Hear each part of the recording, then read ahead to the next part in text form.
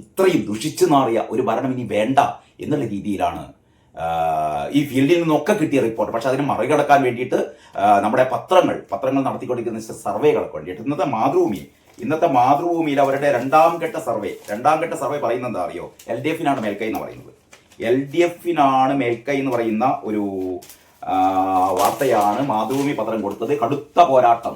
Mathrubhumi core survey രണ്ടാം ഭാഗം 35 മണ്ഡലങ്ങൾ ആകെ ഫലം വന്ന് അങ്ങനെ 70 ഇന്നലെയും ഇന്നുമായിട്ട് 70 മണ്ഡലങ്ങളിലെ ഒരു സർവേ റിപ്പോർട്ടാണ് പറയുന്നത്. LDF 34 UDF 33 എന്നാണ് ഇവർ പറയുന്നത്. LDF 34 UDF 33 കടുത്ത പോരാട്ടം നടക്കുന്നത് 3 സ്ഥലങ്ങൾ എന്ന് പറഞ്ഞാൽ ഇഞ്ചോടിഞ്ച് മത്സരം. അതിൽ LDF മേൽക്കൈ എന്ന് മാതൃഭൂമി പത്രം പറഞ്ഞു വെക്കുന്നു. കഴിഞ്ഞ ദിവസം മനോരമ പത്രം നടത്തത് ഏതാണ്ട് ഇഞ്ചോടിഞ്ച് തന്നെയാണ്. പക്ഷെ അതിന് മേൽക്കൈ UDF മനോരമ പറയുന്നത്.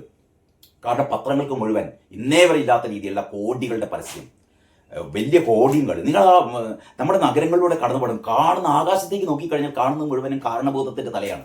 നിങ്ങൾ എപ്പോഴെങ്കിലും കണ്ടിട്ടുണ്ടോ CPM ഇത്തരത്തിലുള്ള പ്രചാരണ ബോർഡുകളിൽ അവരുടെ ഒരു അവരുടെ ഒരു നേതാവിന്റെ പടം? നിങ്ങൾ എപ്പോഴെങ്കിലും EMS നമ്പൂതിരിപ്പാടിന്റെ പടം കണ്ടിട്ടുണ്ടോ? അല്ലെങ്കിൽ AKGയുടെ പടം കണ്ടിട്ടുണ്ടോ?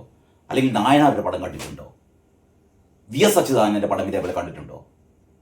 അതായത് വ്യക്തി അധിഷ്ഠിതമല്ല, ഞങ്ങൾ ആദർശങ്ങളുടെ പേരിലാണ്, ഞങ്ങൾ നയങ്ങളുടെ പേരിലാണ് എന്നൊക്കെയാണ് ഇവർ പറയുക. പക്ഷേ പിണറായി വിജയൻ വരുമ്പോൾ അതൊക്കെ മാറുന്നു.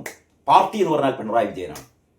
ഏതായാലും നല്ല കാര്യമാണ്. കാരണം തോറ്റമ്പുമ്പം ഇതിന്റെയൊക്കെ കാരണഭൂതം പിണറായി വിജയനാണ് എന്നുള്ളത് ഈ അന്തംഗമ്പികൾ മനസ്സിലാക്കും. തെരുവ് തോറും 6000 ബോർഡുകളാണ് അത്രേ.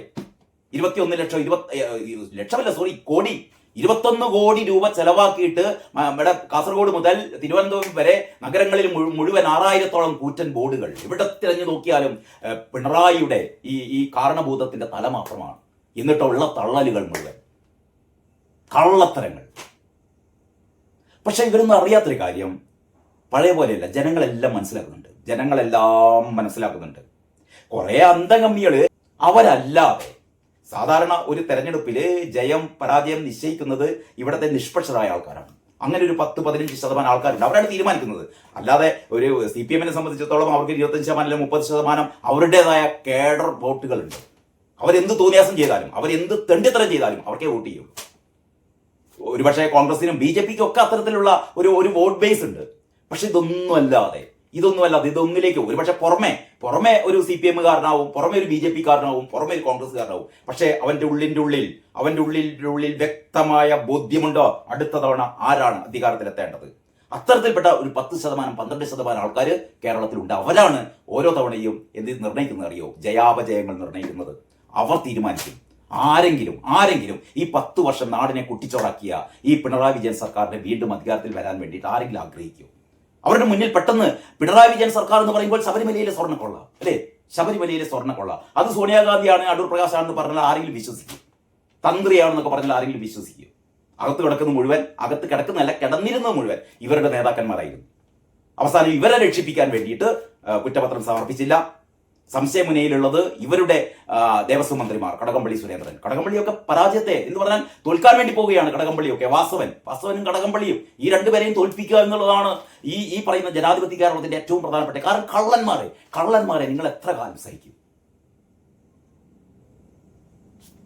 ആറന്മുളയിൽ വീണ ജോർജ്, അവിടെ അബിൻ വർക്കി മുന്നേറുകയാണെന്നുള്ളതാണ് റിപ്പോർട്ട്. കാരണം ജനങ്ങൾ തീരുമാനിച്ചിട്ടുണ്ട് ഇമാതിരി ആൾക്കാരൊന്നും ജയിച്ചു വരരുത് എന്ന് ഇവിടുത്തെ ജനങ്ങൾ തീരുമാനിച്ചിട്ടുണ്ട്.